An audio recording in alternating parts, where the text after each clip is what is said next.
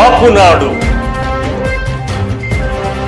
సామాజిక న్యాయం కోసం సామాన్యుని స్వరం మీ కాపునాడు. రాజకీయాల్లో విమర్శలు సహజం. దాన్ని వ్యక్తిగతంగా తీసుకొని జనసేనాని పవన్ కళ్యాణ్ని టార్గెట్ చేస్తుంటే గుడివాడలో ఉన్న మన కాపులు ఏం చేస్తున్నట్టు? గుడివాడ నియోజకవర్గంలో 80% ఉన్న మన కాపు, ఎస్సీ, ఎస్టీ, వెనుకబడిన తరగతులు, మైనార్టీల బలంతో గెలిచి మన మీద అధికార దర్పం ప్రదర్శిస్తున్న కొడాలి నాని అలియాస్ క్లీనర్ నాని మన సామాజిక వర్గ అభ్యున్నతి కోసం పనిచేస్తున్న జనసేనాని పవన్ కళ్యాణ్ పై విమర్శలు చేస్తున్నాడు. గుడివాడలో ఉన్న మన కాపు సంఘీయులారా మేల్కొనండి.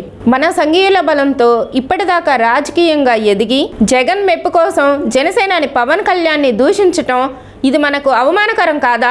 రెడ్లకు వైఎస్ఆర్సీపీ ఉన్నట్లు, కమ్మలకు టీడీపీ ఉన్నట్లు మన సామాజిక వర్గాలైన కాపు, ఎస్సీ, ఎస్టీ, మైనార్టీ, వెనుకబడిన తరగతులకు జనసేన ఉండగా ఆ వర్గాలే తిరిగి అధికారంలో ఉండాలనే ఉద్దేశంతో జనసేన పార్టీని జనసేన కాదు జనసున్నా అని పిలవటం అనేది మన సామాజిక వర్గాలను అవహేళన చేయటం కాదా?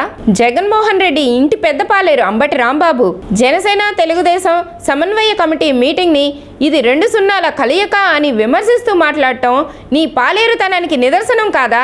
సత్తెనపల్లి నియోజకవర్గం నుంచి కన్నా లక్ష్మీనారాయణ పోటీ చేస్తున్నారని చెప్పగానే నీ చిన్న మెదడు చితికిపోయిందా? నీ పార్టీలో రెడ్డి సామాజిక వర్గ పాలేరులు ఎవరు లేరా? మొన్న సత్తెనపల్లి ప్రజలతో నీ మొహాన ప్యాడ్నీళ్లు కొట్టించుకున్నా నీకు సిగ్గు రాలేదా?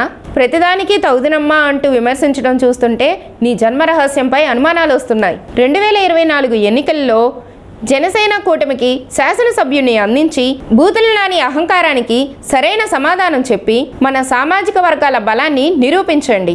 ఇకనైనా నిజం గెలవాలి, సామాజిక న్యాయం సాధించాలి. ప్రతి కాపు సంఘీయులు టార్గెట్ 1+1లా ఆలోచించి నిర్ణయం తీసుకోవాలని మహిళా కాపునాడు రాష్ట్ర అధ్యక్షురాలుగా పిలుపునిస్తున్నాను. జోహార్ రంగా, జై కాపునాడు. మీ ఎలిశెట్టి సుహాసిని కృష్ణ, మహిళా కాపునాడు రాష్ట్ర అధ్యక్షురాలు.